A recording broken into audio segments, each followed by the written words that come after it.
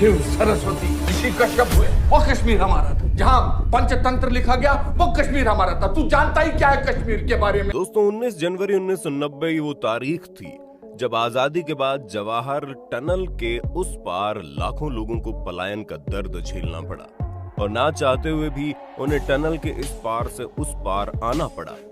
आपके दिमाग में आ रहा होगा ये जवाहर टनल क्या है? तो दोस्तों ये टनल वो रास्ता है जो कश्मीर को जम्मू से जोड़ता है। लेकिन दोस्तों उस दिन ये रास्ता किसी सरहद से कम नहीं था।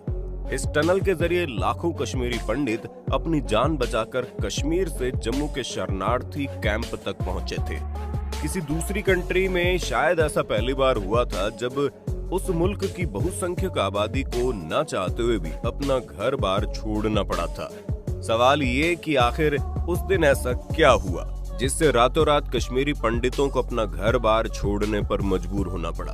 जानना चाहते तो बने रहिए वीडियो के एंड तक। दोस्तों हाल ही में रिलीज हुई मूवी द कश्मीर फाइल्स में कहानी नहीं बल्कि कश्मीरी हिंदुओं की उस सच्चाई को दिखाया है जिसको इतिहास ने हमेशा दबा के रखा था। खैर अगर आप भी उन लोगों में से हैं जिन्होंने अब तक इस मूवी को नहीं देखा तो आज आप हमारी इस वीडियो को देख लीजिए, आपके रोंगटे खड़े हो जाएंगे। दोस्तों ये बात सच है कि माइनॉरिटीज के साथ कई बार बहुत खराब व्यवहार हुआ है, पर यह भी सच है कि कश्मीरी पंडितों के साथ भी उतना ही खराब व्यवहार हुआ है या कहें उससे भी ज्यादा। ऐसा लगता है हमारा सिस्टम खुद से ही डरता है क्योंकि उन्हें यकीन है कि हम लोग अपने लोगों को बचा नहीं पाएंगे, इसलिए हम ये मानने से भी डरते हैं कि कश्मीरी पंडितों के साथ बुरा हुआ है। सोचिए ये कहां से आया है जो कि बहुसंख्यक है वो पीड़ित नहीं हो सकता और अल्पसंख्यक गलत नहीं हो सकता। क्या हम ऐसा नहीं कर सकते कि लोगों को बहुसंख्यक और अल्पसंख्यक के चश्मे से देखना छोड़कर उनके लोकल और उनके मुद्दों को देखना शुरू कर दें? खैर मुद्दे से न भटकते हुए आज आपको बताते हैं कश्मीरी पंडितों का पूरा सच, जिसको सुनने और देखने के बाद यकीन मानिए आपके होश उड़ जाएंगे। वीडियो को शुरू करें इससे पहले वीडियो को लाइक और ज्यादा से ज्यादा लोगों में शेयर करना तो बनता है। तो चलिए बताते हैं आपको कश्मीरी पंडितों की वो भयावह कहानी जिससे आपके होश न उड़ जाएं तो बात ही क्या है। दोस्तों ये कहानी शुरू होती है राजनीति से और इस कहानी की शुरुआत होती है फारूक अब्दुल्ला से, जिन्होंने साल 1982 में अपने पिता शेख अब्दुल्ला के बाद सीएम के पद की शपथ ली। इसके बाद आता है साल 1983 जब फारूक अब्दुल्ला की नेशनल कॉन्फ्रेंस इंदिरा गांधी के कांग्रेस के खिलाफ चुनाव में उतरी और न सिर्फ उतरी बल्कि इलेक्शन को जीता भी। साल 1984 के लोकसभा चुनाव में फारूक अब्दुल्ला और इंदिरा गांधी की कड़वाहट और ज्यादा तूल पकड़ने लगी। इसी कड़वाहट का नतीजा था साल 1984 में कश्मीर का सत्ता परिवर्तन। दोस्तों फारूक अब्दुल्ला के जीजा गुलाम मोहम्मद शाह ने नेशनल कॉन्फ्रेंस के 13 विधायकों को और कांग्रेस के 26 विधायकों को जोड़कर फारूक अब्दुल्ला को सत्ता से बाहर कर अपनी सरकार बनाई। इस सरकार का कश्मीर के लोगों ने जमकर विरोध किया और धरना प्रदर्शन किया गया।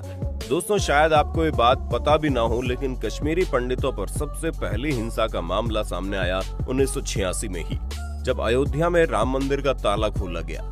इसके बाद तुरंत अनंतनाग में कई कश्मीरी पंडितों और हिंदू मंदिरों पर हमला किया गया। दोस्तों आप इस घटना से समझ गए होंगे कि कश्मीरी पंडितों को मारने का ये सिर्फ एक ट्रेलर था। 19 जनवरी को तो कश्मीरी पंडितों को खूनी फिल्म से रूबरू करवाया गया। खैर आपकी जानकारी के लिए बता दें कि उस दौरान मंदिरों और मस्जिदों पर भड़काऊ पोस्टर भी लगाए जाते थे, जिसकी वजह से सरकारी ऑफिस में हिंदू काम करने वाले लोग मास कैजुअल लीव पर चले गए। अब घाटी में माहौल बिगड़ता देख 7 मार्च 1986 को गुलाम मोहम्मद शाह की सरकार को हटा दिया गया और इस तरह आजादी के बाद पहली बार घाटी में राष्ट्रपति शासन लागू कर दिया गया। वैसे आपको ये बात पता थी? कमेंट में बताना ना भूलें। दोस्तों घाटी का माहौल बिगड़ने में सबसे ज्यादा जिम्मेदार साल 1987 के विधानसभा चुनाव थे। जी हाँ दोस्तों, इन चुनाव से ठीक पहले फारूक अब्दुल्ला ने कांग्रेस से हाथ मिला लिया, जिसके बाद फारूक अब्दुल्ला कश्मीर में रह रहे लोगों के नजरों में ऐसे नेता बन गए जिन्होंने कांग्रेस के आगे खुद को समर्पण कर दिया। अब ऐसे में नेशनल कांग्रेस और नेशनल कॉन्फ्रेंस के गठबंधन के सामने मुस्लिम यूनाइटेड फ्रंट राजनीतिक पार्टी बनकर लोगों के सामने आया, जिसने इस गठबंधन की मुश्किलें और ज्यादा बढ़ा दी। जीतने के बावजूद अलगाववादियों ने अब गठबंधन की सरकार पर आरोप लगाना शुरू कर दिए। धीरे धीरे घाटी में कट्टरवाद फैलना शुरू हो गया। इसके बाद साल 1988 आते आते सिनेमा घर, पार्क, ब्यूटी पार्लर सब कुछ आतंकवादियों के निशाने पर था। चुनाव की आड़ में अलगाववादियों ने इस्लाम खतरे में है का नारा लगाना शुरू कर दिया। वहीं दूसरी तरफ JKLF ने कश्मीर छोड़ो का नारा भी बुलंद किया और ये वही दौर था जहां से शुरू हुआ हत्याओं का सिलसिला। दोस्तों, क्या आपको पता है कश्मीरी पंडितों में सबसे पहले किस पंडित की हत्या की गई? नहीं जानते तो कोई बात नहीं, हम बताते हैं, लेकिन उससे पहले चैनल को सब्सक्राइब और वीडियो को लाइक कर देना। साल 1989, तारीख 14 सितंबर। इस दिन हत्या हुई भाजपा के अध्यक्ष और वकील टीका लाल टपलू की। इसके बाद 4 नवंबर 1989 को JKLF के मकबूल भट्ट को फांसी की सजा देने वाले न्यायाधीश नीलकांत गंजू को भी मौत के घाट उतार दिया गया। आपको शायद पता भी होगा कि इन हत्याओं की जिम्मेदारी खुद JKLF ने ली थी।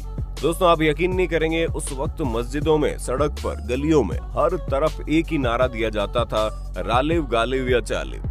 आप जानते हैं इसका मतलब क्या होता है? दोस्तों, इसका मतलब होता है कि हमारे साथ मिल जाओ या मरो या फिर भाग जाओ। आलम यह था कि 8 दिसंबर 1989 को तत्कालीन VP सिंह की सरकार में गृह मंत्री और मुख्यमंत्री मोहम्मद सईद की बेटी का अपहरण JKLF के आतंकवादियों ने कर लिया, जिसके एवज में सरकार को ना चाहते हुए भी JKLF के बीच 5 आतंकवादियों को छोड़ना पड़ा। दोस्तों, उस दौर में सरकारी जॉब करने वाले हिंदू आतंकवादियों के निशाने पर थे। उस वक्त हालात इतने नाजुक और खराब परिस्थिति में थे कि 4 जनवरी 1990 को हिजबुल मुजाहिदीन की ओर से उर्दू अखबार, जिसका नाम आफ्ताब था, उसमें एक विज्ञापन प्रिंट की गई। उस विज्ञापन में लिखा था, कश्मीरी पंडित यहाँ से चले जाए नहीं तो अंजाम बुरा होगा।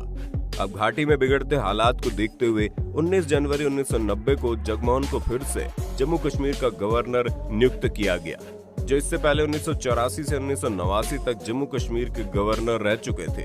फारूक अब्दुल्ला ने इस फैसले के विरोध में अपने मुख्यमंत्री के पद से इस्तीफा दे दिया और इंग्लैंड रवाना हो गए। हुआ ये कि जगमोहन की नियुक्ति अलगाववादियों के लिए आंख का कांटा बन गई और तो और इसके बाद कश्मीरी पंडितों पर हमले और ज्यादा तेज हो गए। दोस्तों, कश्मीरी पंडित 19 जनवरी की रात को कयामत की रात की तरह याद करते हैं। उनके घरों को जलाया जा रहा था, उन्हें मारा जा रहा था और तो और उनकी बेटी और पत्नियों को अगवा कर उनके साथ रेप करके जिंदा जलाया जा रहा था। यही वजह थी कि दोस्तों 19 जनवरी 1990 को कश्मीरी पंडित रातों रात कश्मीर छोड़ने पर मजबूर हो गए। दोस्तों, उस रात घरों में सामान बिखरा पड़ा था। गैस स्टोव पर देगचियां और रसोई में बर्तन इधर उधर डले हुए थे। घरों के दरवाजे खुले थे। हर घर में ऐसा ही समा था। ऐसे लगता था भूकंप के कारण घर वाले अचानक अपने घरों से भाग खड़े हुए हों। हुआ भी ऐसा ही था। फर्क केवल इतना था कि ये प्राकृतिक आपदा का नतीजा नहीं था। दोस्तों, सिर्फ एक रात में करीब 1-2 नहीं, 1000-1500 नहीं, बल्कि 2.5 लाख से लेकर 3 लाख कश्मीरी पंडित घर छोड़कर भाग गए थे। अगर आंकड़ों से कश्मीरी पंडितों का दर्द बयां हो पाता तो जरा इसे समझिए।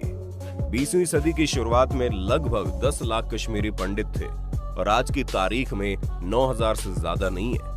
1941 में कश्मीरी हिंदुओं का आबादी में हिस्सा 15% था। 1991 तक इनकी हिस्सेदारी सिर्फ 0.1% रह गई।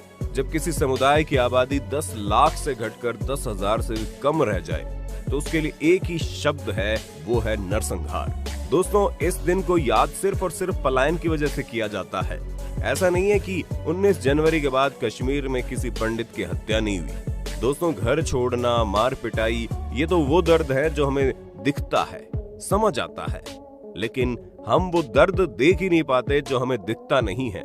जैसे अनाथ हो गए बच्चे के रिश्तेदारों के हाथों उनके उत्पीड़न के कई मामले सामने आए। 1990 से 1997 के बीच करीब 800 बच्चे मेंटली बीमारी से पीड़ित पाए गए। इतना ही नहीं दोस्तों, महिलाओं के हालात तो पलायन के पहले भी खराब थे और बाद में भी। उनके ऊपर फिजिकली और मेंटली इतना ज्यादा प्रेशर था कि इन महिलाओं का मेनोपॉज 40 साल की उम्र से पहले ही हो गया। आपको जानकर हैरानी होगी कि इनमें से कुछ महिलाएं तो ऐसी थी जिनकी उम्र 34 साल से भी कम थी। दोस्तों, पिछले 32 सालों से इन्हें इंतजार है उस वक्त का जब इनके कातिलों को सजा मिलेगी और ये अपने घर बेखौफ होकर जा पाएंगे और सर उठाकर उन्हीं गलियों में घूम सकेंगे जहां कभी इनका हंसता खेलता बचपन बीता था। हालांकि नरेंद्र मोदी की सरकार ने 2015 में कश्मीरी पंडितों के पुनर्वास के लिए 2000 करोड़ रुपए के पैकेज की घोषणा की थी, पर आप खुद सोचिए इतने लोगों का इससे क्या ही होगा। कितने फ्लैट मिलेंगे और कितनी नौकरियां बटेंगी। खैर दोस्तों, 19 जनवरी का दिन उन तमाम मजबूरियों और दर्द का दिन है जब आपके अपने लोग आपको अपने घरों से भाग जाने को मजबूर करते हैं। सरकार आपका साथ नहीं देती और फिर आपके दर्द को भुला दिया जाता है। वैसे तो हमारे भारत में कई जगहों पर अत्याचार हुए हैं, उन पर बात भी होती है, लेकिन कश्मीरी पंडितों पर हुए अत्याचार को सेक्युलर रहने और देश में समरसता लाने के नाम पर बहा दिया जाता है। कहीं ना कहीं हमें इस बात को मानना पड़ेगा कि कश्मीरी हिंदू न 1990 में घाटी के भीतर सुरक्षित थे और ना ही आज है। खैर, इस बारे में आप क्या सोचते हैं? आपको नहीं लगता सरकार को कश्मीरी पंडितों को उनका हक दिलाना चाहिए, उनके घर पहुंचाना चाहिए? अपने राय कमेंट में देना मत भूलना। वीडियो पसंद आए तो वीडियो को लाइक और अपने दोस्तों में शेयर करना मत भूलना दोस्तों।